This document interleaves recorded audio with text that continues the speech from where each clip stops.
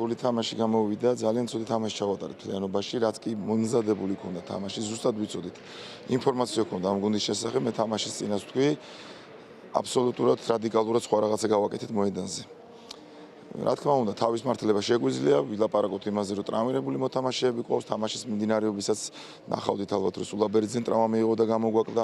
კი, ეს ყველაფერი გასაგებია, მაგრამ მიუხედავად ამისა, ის გეგმა, რაც კი ქონდა თამაშის მომზადებული, არაფერი არ გამოგვივიდა, ვერაფერი ვერ გავაკეთეთ. შესაბამისად, შედეგიც დადგა.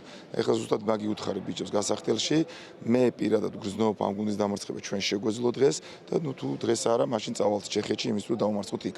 რა თქმა უნდა, რადიკალური ცვლილებები გვაქვს შესატანი გუნდში, უკეთესი მომზადება, გამოჯამრთელება მოთამაშეების, მაგრამ საქმისადმი სულ სხვანაირი მიდგომა. ძალიან რთული მატჩი იყო. ჩვენმა მეტოქემ ძალიან კარგად ითამაშა. წაუვიდათ სამხულიანები და კარგად თამაშობდნენ მოხსნებზეც. ჩვენი მთავარი პრობლემა ახლა ტრავმებია. რამდენიმე მნიშვნელოვანი მოთამაშე გვაკლია. ამას დრო დასჭირდება, თუმცა მჯერა რომ უფრო ძლიერები დავბრუნდებით. FIBA ევროპის თასზე ეს ჩემი პირველი მატჩი იყო. ვფიქრობ, რომ უკეთ თამაში შემიძლია როგორც დაცვაში, ასევე შეტევაში. მომდევნო მატჩებში მეც უკეთესი ვიქნები.